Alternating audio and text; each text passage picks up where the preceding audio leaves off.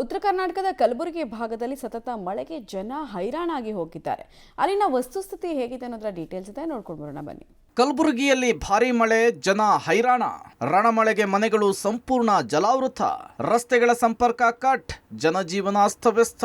ಕಳೆದ 3 ದಿನಗಳಿಂದ ಕಲಬುರಗಿಯಲ್ಲಿ ಸುರಿತಾ ಇರುವ ಧಾರಾಕಾರ ಮಳೆಗೆ ಜಿಲ್ಲೆಯ ಜನತೆ ಹೈರಾಣಾಗಿ ಹೋಗಿದ್ದಾರೆ. ಮಹಾರಾಷ್ಟ್ರ ಮತ್ತು ಕಲಬುರಗಿಯಲ್ಲಿ ನಿರಂತರವಾಗಿ ಮಳೆ ಸುರಿತಾ ಇರುವುದರಿಂದ ಜಿಲ್ಲೆಯ ಜನರ ಜೀವನ ಅಸ್ತವ್ಯಸ್ತವಾಗಿದೆ. ಇನ್ನು ಜಿಲ್ಲೆಯ ಬೆಣ್ಣೆತೊರ ಜಲಾಶಯದಿಂದ 55,000 ಕ್ಯೂಸೆಕ್ ನೀರು ಹಳ್ಳಕ್ಕೆ ಹರಿಬಿಡಲಾಗ್ತಿದೆ.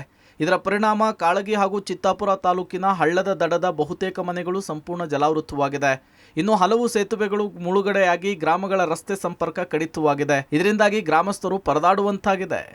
ಕಲಬುರಗಿ ಜಿಲ್ಲೆಯಲ್ಲಿ ಕಳೆದ ಹಲವು ದಿನಗಳಿಂದಲೂ ಕೂಡ ಧಾರಾಕಾರವಾಗಿ ಮಳೆ ಆಗ್ತಾ ಇದೆ. ಅದೇ ರೀತಿಯಾಗಿ ಮಹಾರಾಷ್ಟ್ರದ ತುಳಜಾಪುರ ಸೇರಿದಂತೆ ಆ ಒಂದು ಭಾಗದಲ್ಲಿ ಕೂಡ ನಿರಂತರವಾಗಿ ಮಳೆ ಆಗ್ತಾ ಇರುವಂತಹ ಪರಿಣಾಮವಾಗಿ ಬೆಣ್ಣೆತೊರ ಜಲಾಶಯಕ್ಕೆ ಅಪಾರ ಪ್ರಮಾಣದ ನೀರು ಹರಿದು ಬರ್ತಾ ಇದೆ. ಹೀಗಾಗಿ ಬೆಣ್ಣೆತೊರ ಜಲಾಶಯದಿಂದ ನಿನ್ನೆ ಸಾಯಂಕಾಲ ಸುಮಾರಿಗೆ ಏನಂದರೆ ಜಲಾಶಯದಿಂದ ಅಪಾರ ಪ್ರಮಾಣದ ನೀರನ್ನು ಹಳ್ಳಕ್ಕೆ ಬಿಡಲಾಗಿದೆ. ಇದರ ಪರಿಣಾಮವಾಗಿ ಕಾಳಗಿ ಹಾಗೂ ಚಿತ್ತಾಪುರ ತಾಲೂಕಿನ ಹಲವು ಗ್ರಾಮಗಳು ಸಂಪೂರ್ಣವಾಗಿ ಜಲಾವೃತವಾಗಿವೆ. ಅದರಲ್ಲೂ ಕೂಡ ಈ ಕಡೆ ದೃಶ್ಯದಲ್ಲೂ ಕೂಡ ನೋಡ್ತಾ ಇದ್ದೀರಾ, ಇದು ಕಲಬುರಗಿಯಿಂದ ಕಾಳಗಿ ಮಾರ್ಗವಾಗಿ ಚಿಂಚೋಳಿಗೆ ಸಂಪರ್ಕ ಕಲ್ಪಿಸುವಂತಹ ಮುಖ್ಯ ರಸ್ತೆಯಾಗಿದ್ದು, ಇಡೀ ಸೇತುವೆ ಸಂಪೂರ್ಣವಾಗಿ ಮುಳುಗಡೆಯಾಗಿದ್ದು, ರಸ್ತೆಯಿಂದ ಸುಮಾರು 5 ರಿಂದ 6 ಅಡಿಗೂ ಅಧಿಕವಾದಂತಹ ನೀರು ಇಲ್ಲಿ ಬರ್ತಾ ಇದೆ. ಇದರ ಪರಿಣಾಮವಾಗಿ ಸಂಪೂರ್ಣ ವಾಹನ ಸಂಚಾರವನ್ನೇ ಈಗ ಕಲಬುರಗಿಯ ಜಿಲ್ಲಾಡಳಿತ ನಿಷೇಧವನ್ನು ಮಾಡಿ ಏನಂದರೆ ಆದೇಶವನ್ನು ಹೊರಡಿಸಿದೆ.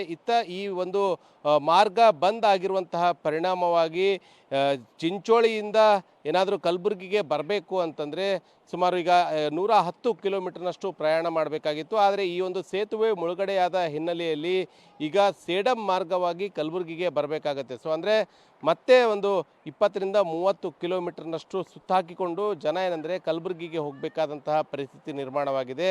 ನಿತ್ಯ ಕಲಬುರಗಿಯಿಂದ ಚಿಂಚೋಳಿಗೆ ನೂರಾರು ಜನ ಸರ್ಕಾರಿ ನೌಕರರು ಪ್ರತಿನಿತ್ಯ ಹೋಗಿ ಬರ್ತಾಯಿದ್ರು. ಅವರಿಗೂ ಕೂಡ ಒಂದು ಕಡೆ ಸಂಕಷ್ಟ ಆದರೆ, ಪ್ರತಿನಿತ್ಯ ಕೃಷಿ ವ್ಯವಹಾರ ಚಟುವಟಿಕೆಗೆ ಹೋಗಿ ಬರುವಂತಹ ರೈತರಿಗೂ ಕೂಡ ಈ ಒಂದು ಸೇತುವೆ ದಾಟಿಕೊಂಡು ಹೋಗಲು ಬರದಂತಹ ಪರಿಸ್ಥಿತಿ ನಿರ್ಮಾಣವಾಗಿದೆ. ನಿನ್ನೆ ಸಾಯಂಕಾಲ 6 ಗಂಟೆಯಿಂದ ಮುಳುಗಡೆ ಆಗೈತೆ ಸರ್. ಆದ್ರೆ ಏನಪ್ಪ, ಇವ್ರು ಬೆಣ್ಣೆತೊರೆ ಇಲಾಖೆಯವರು ಸರ್ ನಮಗೆ ಹಳ್ಳಿದವ್ರಿಗೆ ಭಾಳ ಕನ್ಫ್ಯೂಸ್ ಮಾಡತ್ತಾರೆ ಸರ್. ಯಾಕಂದ್ರೆ ಗೇಜಾಗಿ ಕರೆಕ್ಟಾಗಿ ತೋರಿಸಲ್ಲ ಸರ್. ಸುಮಾರು 50,000 ಕ್ಯೂಸೆಕ್ಸ್ ನೀರು ಬಿಡ್ತೀನಿ ಅಂತೇಳಿ ನಿನ್ನೆ ಸಾಯಂಕಾಲ 6 ಗಂಟೆಗೆ ಹೇಳ್ತಾರೆ ಸರ್.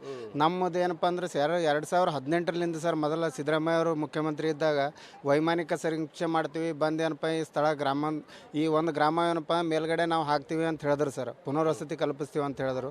ಆದ್ರೆ ಇನ್ನವರಿಗೆ ಯಾವುದೇ ಕೆಲಸ ಮಾಡಿಲ್ಲ ಸರ್. ಗಡಿ ಜಿಲ್ಲೆ ಬೀದರ್ನಲ್ಲಿ ಧಾರಾಕಾರ ಮಳೆ, ಔರಾದ್ನಲ್ಲಿ ಅವಾಂತರಗಳ ಸರಮಾಲೆ, ಮಮದಾಪುರದಲ್ಲಿ ಮನೆಗೆ ನುಗ್ಗಿದ ನೀರು.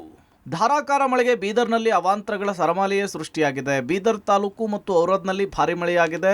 ಬೀದರ್ ತಾಲೂಕಿನ ಚಿಮ್ಮಕೋಡ್ ಸೇತುವೆಯ ಮೇಲೆ ನೀರು ಹರಿತಾ ಇದ್ದು, ಚಿಮ್ಕೋಡ್ ಟು ಗಾದಗಿ ರಸ್ತೆ ಸಂಚಾರ ಕೆಲ ಹೊತ್ತು ಬಂದಾಗಿತ್ತು. ರಸ್ತೆ ಸಂಚಾರ ಬಂದಾಗಿ ವಾಹನ ಸವಾರರು ಪರದಾಡಿದ್ರು. ಇನ್ನು ಔರಾದ್ ತಾಲೂಕಿನ ಮಮದಾಪುರ ಗ್ರಾಮದಲ್ಲಿ ಮಳೆ ನೀರು ಮನೆಗಳಿಗೆ ನುಗ್ಗಿದೆ. ಧಾರಾಕಾರ ಮಳೆಗೆ ಗ್ರಾಮದ ರಸ್ತೆ ಮೇಲೆ ನೀರು ಹರಿತಾ ಇದೆ.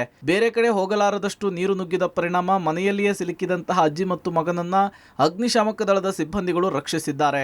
ಬಳಿಕ ಸ್ಥಳಕ್ಕೆ ಔರಾದ್ ತಹಶೀಲ್ದಾರ್ ಮಹೇಶ್ ಪಾಟೀಲ್ ಭೇಟಿ ಕೊಟ್ಟು ಪರಿಶೀಲನೆ ನಡೆಸಿದರು. ಇನ್ನು ಬೀದರ್, ಔರಾದ್, ಬಸವಕಲ್ಯಾಣ, ಹುಮ್ನಾಬಾದ್ ಸೇರಿದಂತೆ ಜಿಲ್ಲಾದ್ಯಂತ ಧಾರಾಕಾರ ಮಳೆಯಾಗಿದ್ದು, ಧಾರಾಕಾರ ಮಳೆಯಿಂದಾಗಿ ಜನಜೀವನ ಅಸ್ತವ್ಯಸ್ತಗೊಂಡಿದೆ. ಜಿಲ್ಲೆಯಲ್ಲಿ ಧಾರಾಕಾರ ಮಳೆಯ ಹಿನ್ನೆಲೆಯಲ್ಲಿ ಯೆಲ್ಲೋ ಅಲರ್ಟ್ ಅನ್ನು ಘೋಷಣೆ ಮಾಡಲಾಗಿದೆ. ಕಲಬುರಗಿಯಿಂದ ಪ್ರವೀಣ್ ರೆಡ್ಡಿ ಜೊತೆಗೆ ಬೀದರ್ನಿಂದ ಮಲ್ಲಿಕಾರ್ಜುನ್, ಪಬ್ಲಿಕ್ ಟಿವಿ.